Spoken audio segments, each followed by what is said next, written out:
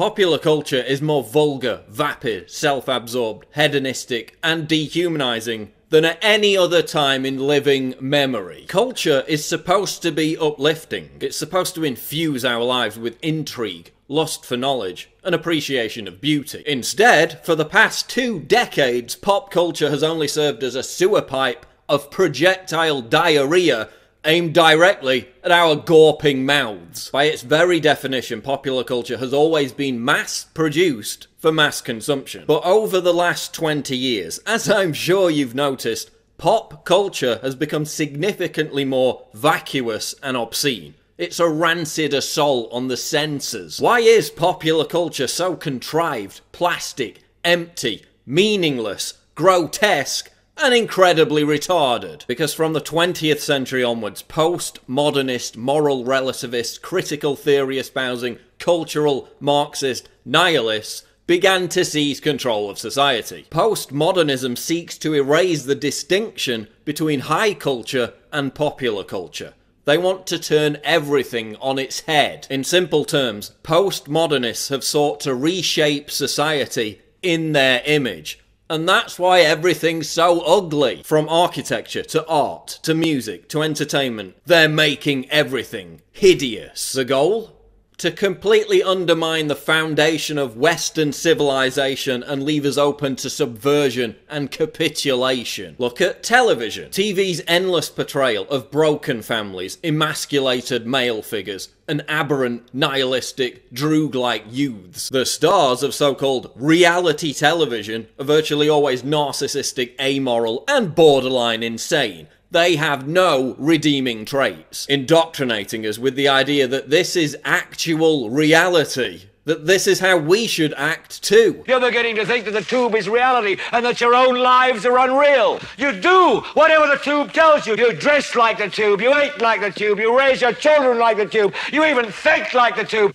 This is mass madness, you maniacs! In the decadent late stages of a society, bizarre behaviour proliferates and is legitimised by the dominant culture. They're fetishizing pathology. We're even seeing the mainstreaming of paedophilia by the news and entertainment media. Salon.com giving a platform to a wannabe child molester. Articles that legitimise watching child porn. A new Fox show that shows a transgender 6-year-old wearing a sadomasochistic ball gag. This is all intended to drag us down into the gutter. Once we absorb this kind of degeneracy, our moral filter is irreparably damaged. Studies show that the more TV you watch, the more depressed you are, even for active people who exercise regularly. And is it really any wonder, given the warped and corrosive view of humanity that is perpetuated by television? We are their cattle. We are being bred for slavery. The revolution. Can somebody please explain to me what the hell that's all about? Just that idiot licking his nuts again. Popular culture is also hypersexualized. It's not prudish to observe that the sexual imagery we're bombarded with by television is infinitely more gratuitous than it was just 25 years ago. Even pornography itself is becoming uglier and nastier. It's documented that this hypersexualization process has normalized cheating and betrayal. It's this, oh, everyone else is doing it, so why not me mentality. Hypersexuality in popular culture leads to ruined relationships and failed marriages. Pop culture is making us miserable and lonely. Look at the cult of celebrity. Being famous used to require having actual talent, even as recently as 20 years ago. Now, the measure of fame a celebrity achieves is directly proportionate with the volume of tasteless debauchery that they inflict on the world. Vulgarity has replaced talent. The more vulgar and ostentatious, the better. Thanks to social media, young people have been indoctrinated into this idea that narcissism, not fulfillment, not meaning, not authenticity, but narcissism is the ultimate measure of satisfaction and importance. Celebrity is just a reflection of that. So what do we look for in our celebrities? Talent? Meaning? Authenticity? No. We look for narcissism. When 16-year-olds were asked in a survey, what would you like to do for your career? 54% answered become a celebrity. Yet nearly 70% of them had no idea whatsoever how they would achieve this. Sometimes when I watch TV, I stop being myself and I'm a star of a series or I have my own talk show or I'm on the news getting out of a limo, going someplace important. All I ever have to do is be famous. People watch me and they love me. It's no surprise that since the explosion of celebrity-led narcissism, young people are more depressed than ever. Suicides amongst those aged 10 to 24 are up every year since 2010. Why are you all so unhappy? Because you're aspiring to something completely vacuous and unobtainable for the vast majority of people. Popular culture is making us miserable. Celebrities are now more revered than religious icons. This is why people suddenly turn into gushing morons whenever a celebrity dies. Rendered blubbering idiots over somebody they never knew and never even met. In many cases, someone they weren't even interested in until they died. It's like North Korean competitive crying every other week. And look at celebrities who wake up from their coma and use their platform to bite the hand that feeds them by questioning what they're a part of. I've got one that can see. When Kanye went off script and started decrying the popular culture he once served, they put him in a psych ward. Cause y'all been lied to. They can't play what they want to play because they've been paid to play that bullshit over and over and over. Look at how the custodians of pop culture treat celebrities who think for themselves or who challenge the status quo. They're immediately dispensed with because the entire scam is dependent on a complete lack of diversity, a vicious intolerance of anything that's truly original or unpredictable. That's why popular culture is so sterile. And you know, it's ironic that one of the most popular talent shows is called The X Factor, given that the introduction of actual X factors, i.e. unknown quantities, into the system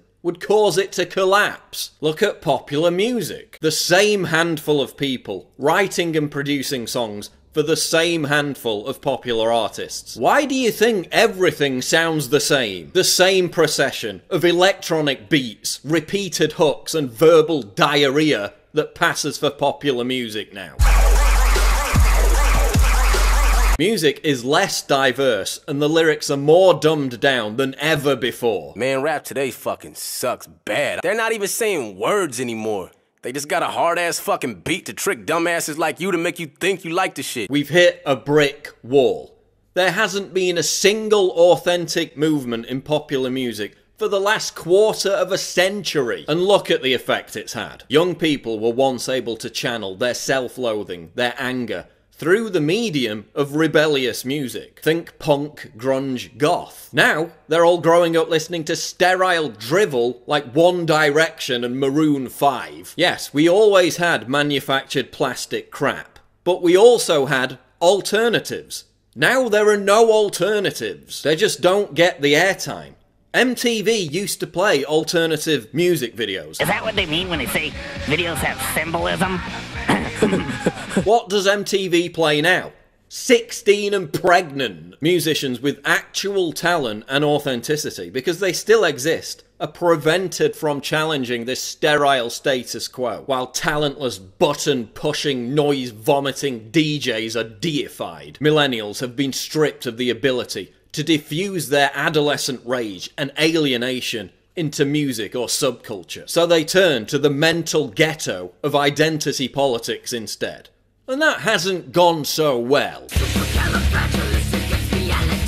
What has my generation contributed to advance popular culture over the last 30 years? Humiliatingly little. Seriously, what have we contributed? Can you name anything positive? Gangster rap? A movement that encouraged millions upon millions of young people to aspire to act like degenerate criminal thugs. Yeah, that worked out great, didn't it? But then look at someone like Hopsin. Here's a guy who raps about how retarded and destructive Gangster Chic is. A guy who tells young people to get off drugs and live clean. What happens to musicians like Hopsin? Yeah, some of them get signed to big labels, but then they get parked for 3 years, or their albums are deliberately given no promotion. They're never allowed to obtain superstar status. How did rap music go from really good to so dry? Real artists get shelved and whack ones get famous. To leave masses brainless, a smart mind is dangerous. Because their message represents a threat to cultural Marxism, a threat to the toxic identity that the music industry force feeds young people. Look at youth counterculture. In the past, youth culture was spearheaded by students. They created the counterculture which then trickled down into pop culture.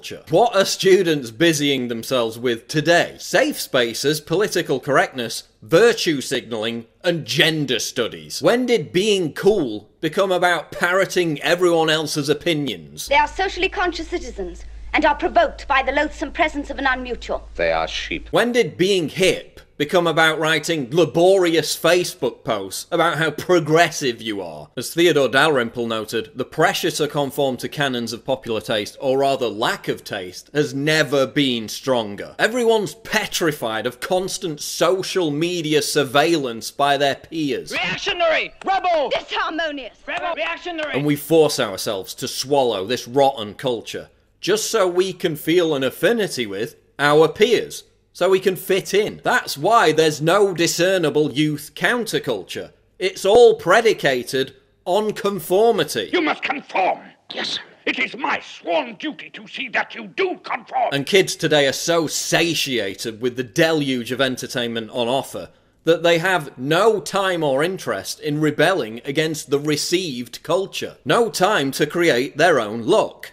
No inclination to form their own ideas about the world, when it's so much easier to just regurgitate what Russell Brand or Meryl Streep is saying. Whether it be fashion, art, music, literature, comedy, culture has been completely sanitized.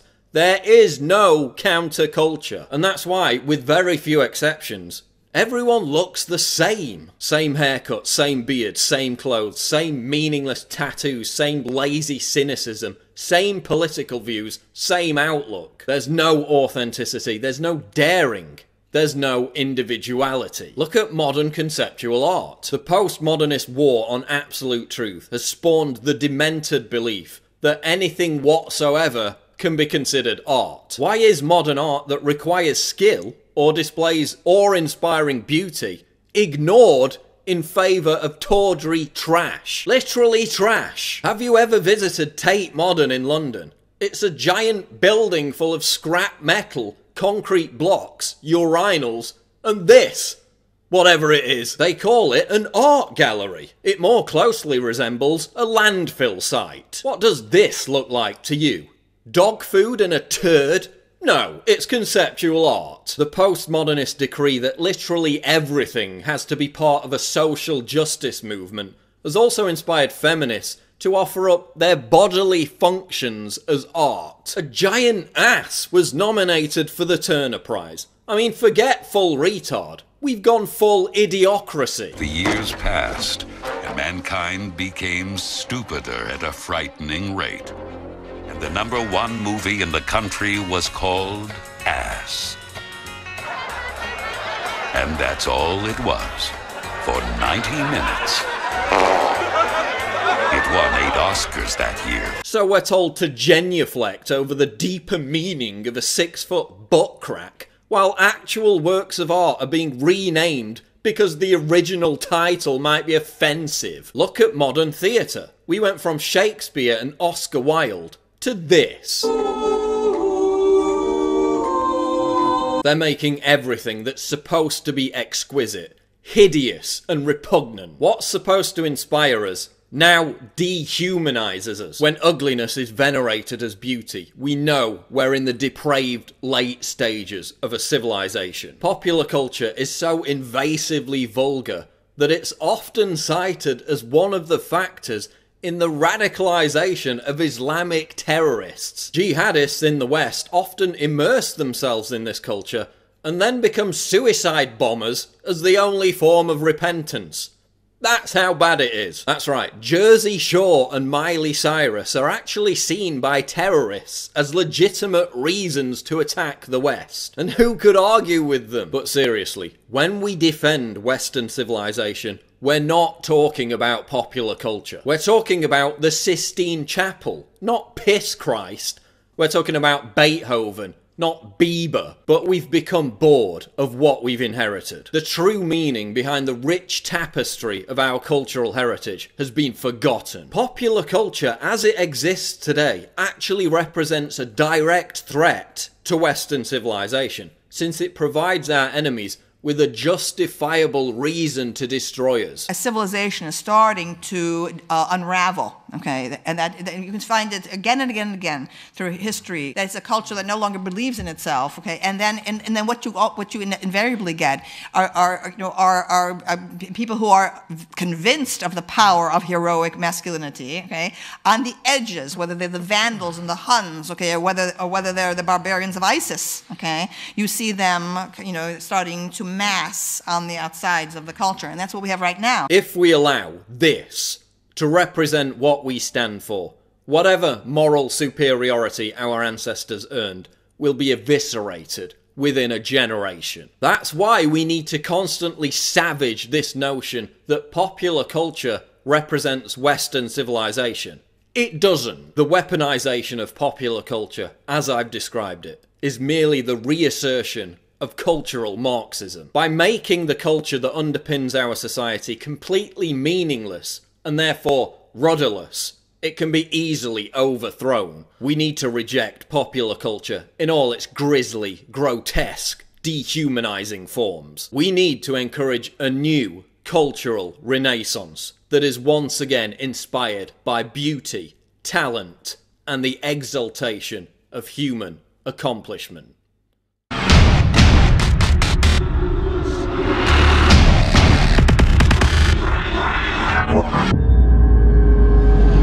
Click the link below to subscribe to the channel, and for more breaking news go to Infowars.com.